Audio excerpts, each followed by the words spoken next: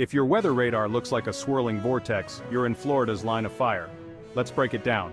Tropical Depression 14 has just formed in the southwestern Gulf of Mexico. Meteorologists warn it could strengthen into a Category 2 hurricane.